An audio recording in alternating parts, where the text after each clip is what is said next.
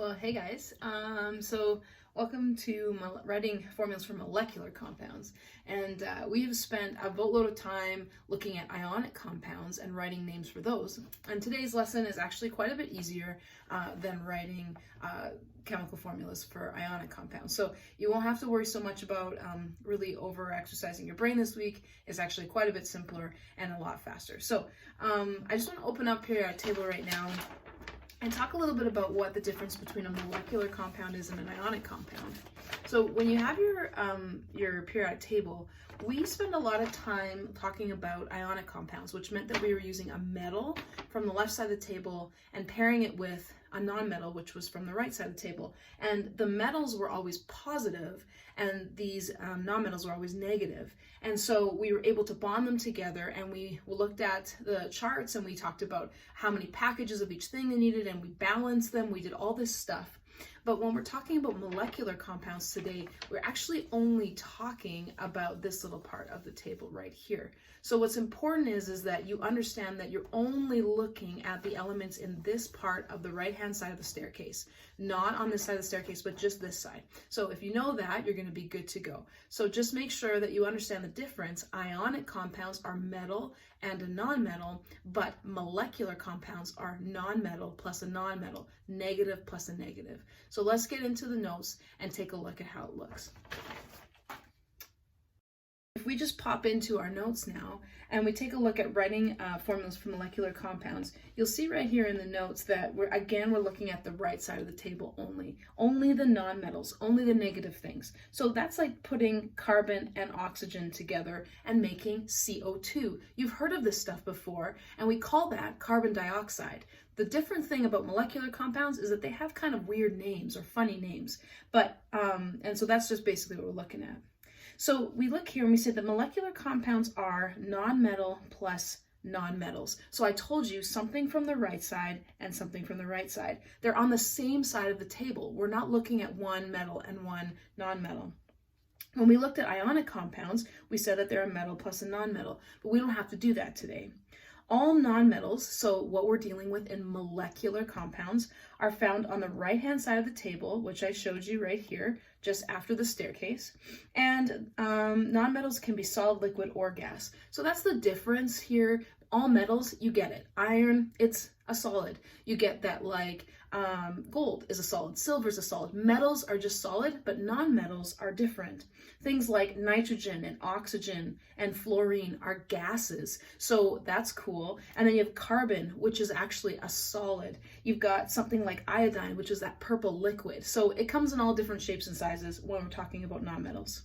When we talk about molecular compounds, the best example that I told you was carbon dioxide. It has this weird part, dioxide, and so we just need to learn today, how do we name stuff? Here's another example. NO3 is an example of a molecular compound. Why? Because it has one nitrogen and three oxygens, and they're on the same side of the periodic table. Okay. Something else that's a molecular compound is sugar, C12H22O11. That means that there are 12 sugars, 22 hydrogens, and 11 oxygens. That's crazy, but all of those things come from this side of the table. And actually, well, this hydrogen here, hydrogen doesn't know where it goes. Remember, it's weird. It belongs on both sides of the table, but we'll talk about that later. All right, naming ionic compounds. How do we do this? So here's our example, CO2. Step one is that you need to take the first element in the compound and use the element name. Now, so for this one, we just looked at the C and we call it carbon. Same thing as ionic. We don't really need to change it. There is a deal where we could change it. We'll look at that in the next step. Step two is the second element changes the ending to "ide." So it's the same thing that happened in ionic compounds. So you'll notice in my notes that I have CO2. So I wrote carbon, and then we're going to have something in front of that, but we need to change oxygen into oxide, IDE. So not oxygen, we use oxide. So that's pretty similar to what you were doing. So if you did your practice, if you did your homework, this is easy peasy. We don't say carbon oxygen, we say carbon oxide. But now we're going to talk about the prefixes, and this is the only thing that changes in this whole skill set, is learning how to write prefixes on elements. Then you're done, your homework will be easy. If there's a number after the letter that you need to use on a prefix, so right here we have this number 2 right beside this O. So it means that there's 2 O's. And because it's molecular, because carbon, because oxygen are both from the same side of the table, we know right away it's a molecular compound. If that happens, this 2 creates something called a prefix. And these are located on the back of your periodic table. So guys, if you have your periodic table right here, you'll notice that there's actually, you never have to memorize these prefixes. They're right here on this periodic table. I'm going to read through what they are, but just so you know, you can find them right there. The prefixes are designated by number. So if you only have one of something, it's called mono. 2 is di, 3 is tri, 4 is tetra, 5 is penta, 6 is hexa, 7 is hepta, 8 is octa, 9 is nona, and 10 is deca. So if we have numbers after the letters, only if the 2 elements are on the same side of the periodic table, then we can give them a silly name or a molecular compound name. So this is where this whole carbon dioxide thing comes in, because check it out. 2 oxygens. So we start with carbon, and then because there's 2 on the other side of the oxygen, we call it dioxide. And that's where that naming system comes from. So if we look at these examples, N2O, that's dinitrogen because there's 2 nitrogen. So you'll notice that we put this di in front of it because there's 2. And O is oxide, and so since there's only 1 oxygen, we call it monooxide. So the full name is dinitrogen monooxide. Okay, this one has 1 Cl at the front and then 4 at the back. We call this chlorine tetrachloride. Some of you might be asking, why don't we put mono in front of the chlorine? But I'll get to that in a second. That's why that star is here. And then this one here, phosphorus, there's 5 fluorides. We call this phosphorus. And then because there's 5, we look up to what 5 is, and it's penta. So we call this phosphorus pentafluoride. Makes sense? We normally don't use the word mono when the first letter does not have a number. And you know this because you know that carbon dioxide, this right here, since there's no letter beside carbon, we know that it's called carbon dioxide. We don't call it mono carbon dioxide. We just don't. And so it's just a skill. It's just something that we do. I wrote in the thing that if you did put mono in front, it wouldn't make your answer wrong necessarily. It just isn't something that anyone in chemistry does. So if the first letter doesn't have a number beside it, we just say the name. But if there's nothing here, for instance, in the oxygen, this is still dinitrogen monooxide because this oxygen is the second letter, so it gets to have that mono. Okay, so the mono thing, you can put it there if you don't put it there on the, but only on the first thing. So this would be wrong if we didn't use the mono here. It's just on the first letter that we don't need to do that. So make sure you check this out. Make sure you understand that concept, because you could get a bunch of questions wrong and you could say, Dews, you said you don't have to use mono. No, I said you don't have to use mono, only on the first element, okay? All right. Cool, so important things to remember. Make sure you know the difference between what an ionic compound is and a molecular compound. You guys, this is where naming is so important. You actually have to know, where do I build a chart and when don't I build a chart? And you have to get used to understanding that molecular compounds are only when you have 2 nonmetals from this side. Ionic compounds was when we were like taking sodium and we were putting with chlorine. The biggest thing that we have to remember here is the staircase. The staircase is what helps you remember what's ionic and what's molecular. Ionic compounds are when you have something from over here and something from over here. 1 element from one side of the table, 1 element from the other. Molecular is when you have 2 or more elements from the same side of the staircase. Don't forget it, because it's going to come up in your practice right away here. So here's some, and then we only use silly names, so dioxide, pentaoxide, octaoxide. We only use them on molecular compounds. We don't use silly names on ionic compounds ever, and that's something that you're going to have to get. So only when we have a nonmetal and a nonmetal does it get a silly name. So I'm going to give you some you tries here. And so this is a time where you can pause the video and take a look at my screen and see if you actually can name these compounds by yourself.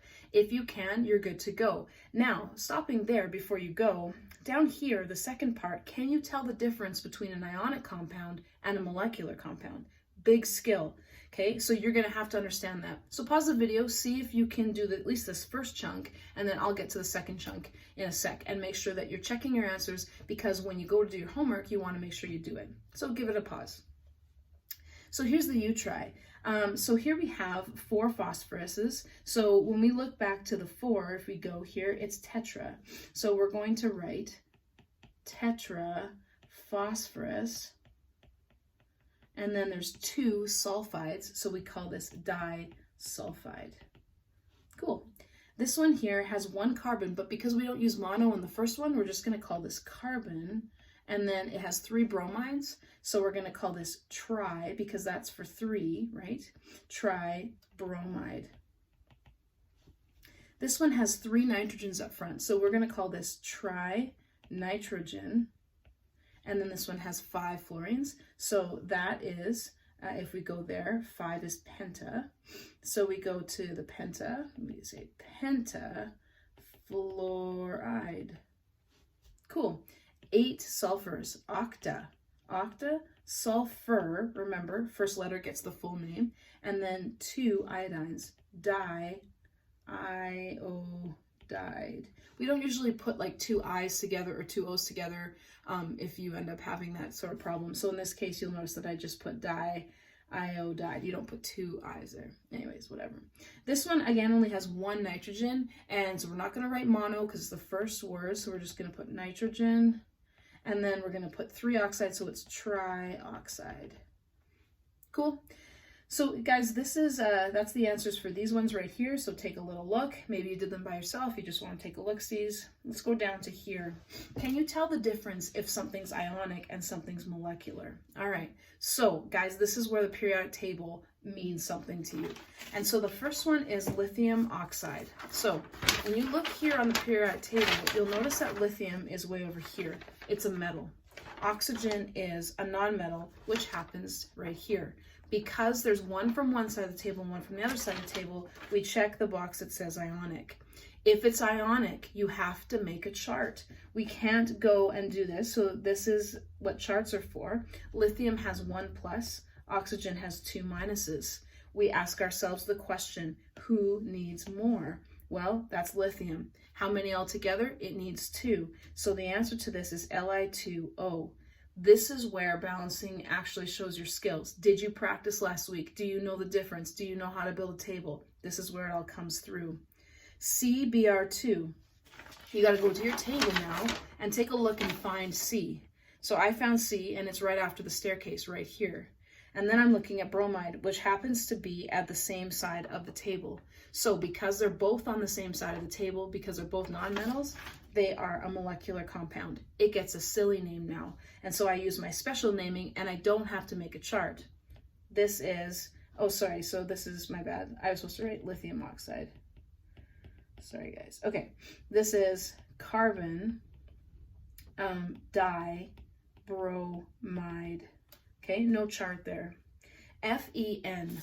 Okay, FeN, well, iron is a metal, and I know it's somewhere down here, and nitrogen is right here. So I know that's an ionic compound.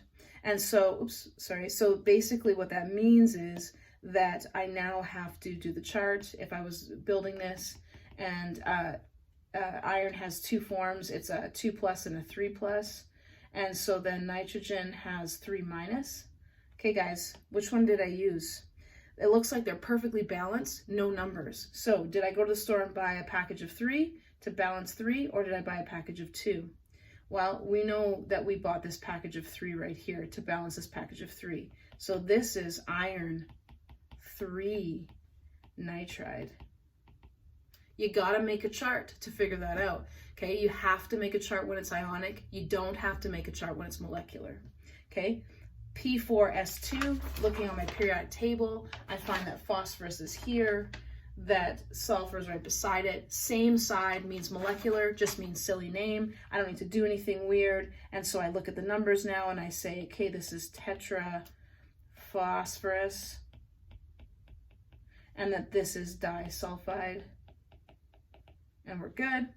And then I'm looking at the next one, zinc and chlorine. When I look for zinc, I notice that it's 2+, so I gotta, oh sorry, I know it's ionic, my bad, so I gotta make a table. Zinc is 2+, and chlorine is 1+, so there's nothing there, so I can just go zinc chloride. So this is where like all your brain has to work. Do I put a Roman numeral in or don't I? Do I use a silly name or don't I? And so that's like all of the pieces that come together to be able to do these parts. So you have to be practicing to get that. The last thing here is magnesium and nitrogen. Magnesium is on the far side, it's a metal. When I look at nitrogen, it's on the non-metals, so I know it's ionic, so I know I have to make a chart. So I make a chart, I go to magnesium, I see that it's just 2+, it doesn't have a Roman numeral. Nitrogen is 3, that's why I did the flippy-do, and so that's the balance. So this is fine, so I can just call this magnesium nitride. No silly name. So guys, hopefully you're understanding, when do I give something a silly name? When don't I give something a silly name? When do I use Roman numerals? When do I make a chart? So just to kind of get everything like, you know, I don't know, like just fluid here. Let's take a look. Oh yes, there's my rail. Sorry. Okay, so let's do just one thing here and just say this, that ionic compounds need a chart. Okay, so when you have metal plus a non-metal, you always make a chart. Okay, that's the first thing. The second thing is this, that molecular compounds, okay, those are non-metal plus non-metal. Okay, they get silly names. Okay, so like they get like dioxide. They get this cool thing. Okay, in ionic compounds, sorry, if there's two forms, if there are two forms, so if it's 2+ and 1+, that's when we use the Roman numerals. So hopefully just looking at that, you can get a little bit of a review to understand what we're doing with naming and all that kind of stuff. Mostly this week, what we're looking for is molecular. Your homework shouldn't be that hard. The only hard part is that if you get that worksheet that has a little bit of ionic and a little bit of molecular, can you actually decode and see which one's which? That's the hardest part. So thanks for listening, guys. And after we finish this particular part of the unit, we'll have a little bit of an exam on it, and then we're just going to move on and move further into chemistry, and we won't have to work with these skills. So way to pursue it. This is totally grade 10 content, and I hope that that you're looking at it really, really well. So thanks.